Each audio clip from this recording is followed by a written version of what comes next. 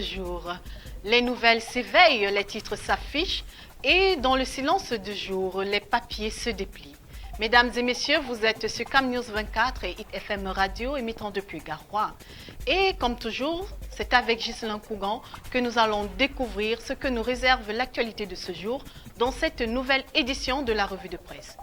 Ghislain. Emeline Doudou Amadou, c'est toujours un plaisir. Madame, monsieur, merci. Démarrons par le tri-hebdomadaire d'Icalo à la une. Présidentielle 2025, Grégoire Oona, toutes les options sont sur la table. Le secrétaire général adjoint du comité central du Rassemblement démocratique du peuple camerounais reprécise formellement que le candidat du RDPC sera soutenu à fond par tous les états-majors de cette formation politique lors de la prochaine consultation électorale. Alto, spéculation stérile, page 3 du tri-hebdomadaire d'Icalo. Elimi Lobert, quant à lui, fait savoir, je cite, « Eleka m'a fait progresser la capacité à lire l'élection », page 6 du tri-hebdomadaire d'Icalo. Décentralisation au MINTP, près de 600 millions de francs CFA seront transférés aux communes du Fundi, c'est à Yaoundé, en 2025. Nous faisons savoir dans les colonnes du tri-hebdomadaire d'Icalo. Toujours avec d'Icalo, une icône du football mondial, Thomas Nkono, la FIFA rend hommage à une légende à la page 2 de ce journal. Thomas Nkono, c'est bien sûr l'araignée noire, l'ex-portier camerounais, ballon d'or africain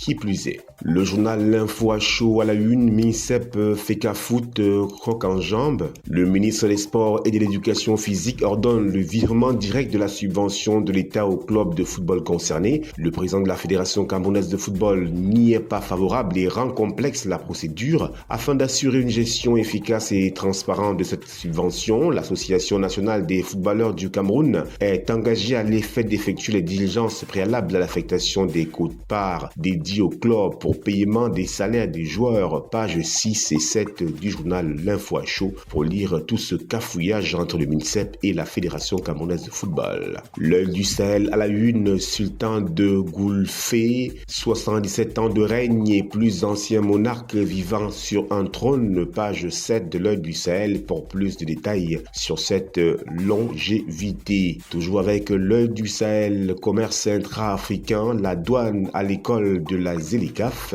à lire à la page 3 de cette édition. Extrême Nord, le prix du zoazoa plombe l'activité des jardiniers à la page 9 du journal L'œil du Sahel. Petit Gougou, finaliste du prix RFI Talent du Rire. Cette performance est à lire à la page 6 du journal L'œil du Sahel. Le quotidien Cameroun Tribune à la une, Cameroun-France, le devoir de mémoire. La commission mémoire créée en 2023 pour faire la lumière sur la répression française au Cameroun de 1945 à 1971 a remis son rapport hier à Paris au président Emmanuel Macron. Le président de la République Paul Biya a été représenté à cette rencontre par le ministre directeur du cabinet civil Samuel Vondoayolo. Une cérémonie similaire est prévue à Yaoundé le 28 janvier prochain, page 3 du quotidien Cameroun Tribune pour plus de précision. Double identité, des requêtes par centaines. Les citoyens en difficulté déposent leur dossier auprès des délégations régionales de la Sûreté nationale d'une durée de 6 mois. L'opération a été lancée sur l'ensemble du territoire national le 10 janvier dernier à Yaoundé. Le centre régional de traitement des soucis identitaires a déjà enregistré plus de 1000 demandes, page 11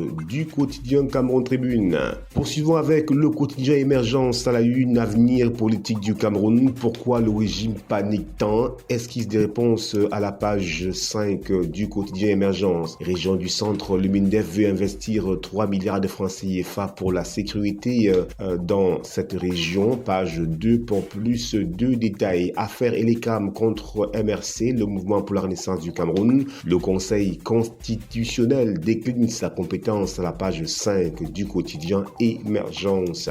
Mutation à la une, MINSEP Feka Foot, l'argent de Paul Biya divise. Le ministère des Sports et la Fédération camerounaise de football revendiquent chacun la gestion des 560 millions de francs CFA octroyés au club sur très haute instruction du chef de l'État. Comment cela se fait? Eh bien, direction page 11 du quotidien Mutation pour plus de précisions sur ce cafouillage. Affaire Martinez-Zogo à la page 4 de Mutation, 2 ans de dilatoire voir, nous dit-on. Contentieux mémoriel France-Cameroun, le rapport est là, page 7 pour s'en apercevoir. Le quotidien Le Jour, à la une, affaire MRC, DG et l'ECAM, le Conseil constitutionnel se déclare incompétent. Face à cette décision, Maître Hippolyte Méli, membre du Conseil du Parti de la Renaissance, compte saisir la Cour d'appel du Foundi en espérant avoir gain de cause. Page 2 du journal Le Jour. Subvention, l'État octroie directement les 560 millions de francs CFA au club. Un communiqué de presse du ministre des Sports a fait l'annonce hier, 21 janvier 2025. Page 9 pour lire toute cette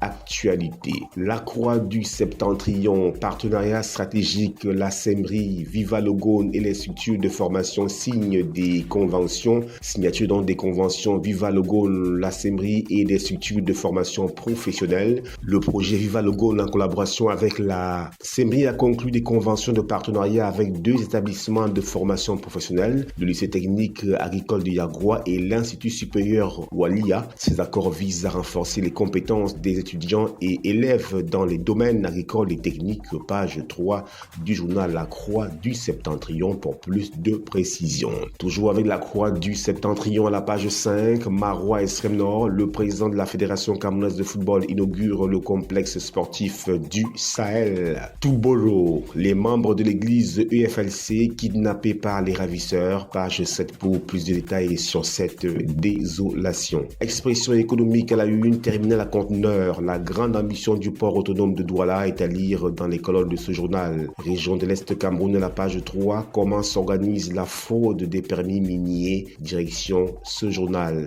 Le journal Le Drapeau, France-Cameroun, lumière sur un passé partagé. Le président Emmanuel Macron reçu ce 21 janvier 2025 le rapport de la commission mémoire sur le rôle de la France au Cameroun entre 1945 et 1971. Ce document produit par une équipe d'experts franco-camerounaises éclaire une période sensible de l'histoire commune des 2 nations. Une remise officielle à Yaoundé est prévue pour le 28 janvier, marquant une étape majeure dans le dialogue mémoriel. Page 5 du journal Le Drapeau. Journée des droits des femmes, le pain du 8 mars est disponible. Page 2 pour plus de précision. Le quotidien L'économie à la une, BVMAC. L'entrée en bourse de BGFI Holding Corporation se peaufine. Henri-Claude Oyima, président directeur général de ce groupe, a présenté les détails du projet à la présidente de la commission de surveillance du marché financier de l'Afrique centrale, COSUMAF, Jacqueline Kembe Adiaba, à page 3 du quotidien L'économie. Cameroun, le taux de croissance projeté à la hausse en 2025, page 5 de ce journal. Marché des titres publics, le Gabon compte lever plus de 977 milliards de francs CFA cette année, et page 7 du quotidien L'économie pour plus de précision. Soko Pao, Cameroun, Amadou Sali, nouveau PCA, page 10 pour s'en apercevoir. Le journal Éco Matin à la une, Gabon, incertitude sur le financement du budget de l'État en 2025, nous fait-on savoir dans les colonnes du journal Éco Matin en page 5 de cette édition. Sodecoton, flou autour du prix d'achat des actifs de Géocoton, à page 4 pour s'en apercevoir. Le journal Le Reporter à la une, coupure d'électricité, serein comme un délestage, l'incompétence et la roubladise d'Elundwe Somba à l'épreuve des faits. Depuis la mi-décembre, le Cameroun vit au rythme de longues et intempestives coupures d'électricité. Certains quartiers au cœur même de Yaoundé, la capitale politique du Cameroun, et Douala même en souffre, enregistrent donc des coupures d'électricité allant jusqu'à 3 jours. Et pourtant, le ministre de l'eau et de l'énergie, Gaston Elundwe Somba, sans doute pour endormir le chef de l'État, qui tient au développement énergétique du pays en vue de son décollage industriel et par ricochet émergentiel, avait en février 2024 fait une sortie qui s'avère finalement pompeuse et propagandiste. Page 4 pour lire toute cette désolation en rapport avec les coupures intempestives d'électricité. Le tri-hebdomadaire Le Soir à la une, gestion des championnats professionnels au Cameroun, un nouveau souffle grâce à l'implication du président Paul Biya, à page 3 pour s'en apercevoir. Voilà, Emeline Doudou Amadou, c'était l'essentiel de l'actualité dans les journaux ce jour. Merci à toi, Ghislain, pour ce flot d'informations qui porte à la vertu. Mesdames et messieurs, merci pour votre attention, merci de nous avoir suivis et surtout, restez en compagnie de nos programmes. Au revoir.